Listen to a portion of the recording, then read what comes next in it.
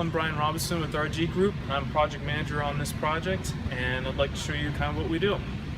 So the customer came to us and wanted a testing stand to do all of their calipers, valves, and electromechanical products. And so we made this bench for them. We can first go through the electrical side, which we have 4 different ports for their electrical needs. The bench will actually be able to provide power to all of those, and with regular duplex power, so if you need to plug in a computer or anything else, the bench will be able to provide those. We have indicator lights for all of these ports, as well as an oscilloscope that will show different sine waves for transducers, or if you're trying to see if a voltage is actually what it's saying it is, the oscilloscope can do that. It will also print directly to the printer that we have inside the bench. There's no need for an external computer. It can do all of that within the bench itself.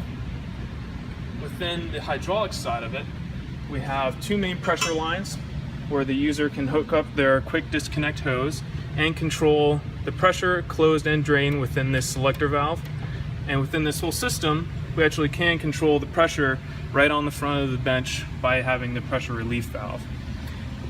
With all of the different circuits that we have here, they were specified from the customer, and they wanted to integrate different components, which we were actually able to put underneath the bench, as seen here, with accumulators and different customer specified products.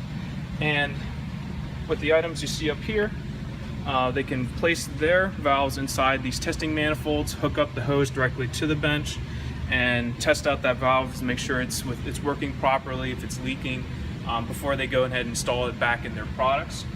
We also made them a couple of fixtures for the different components that they want to test, so that the piece isn't bouncing around the table.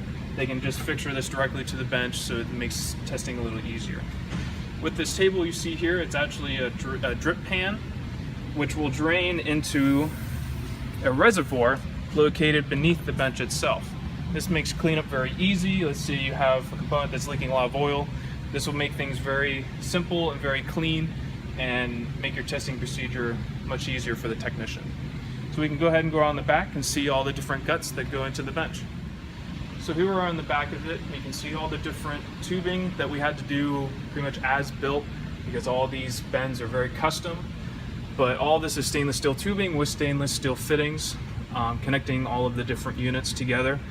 As you can see here, we have the hydraulic power unit actually integrated into the bench, so you don't need to have a separate cart connected to the bench. It's all one unit.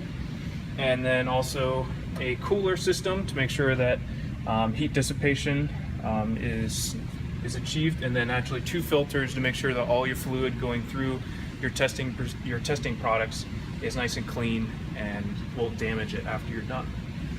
So then the electrical side, you can take a look and back behind.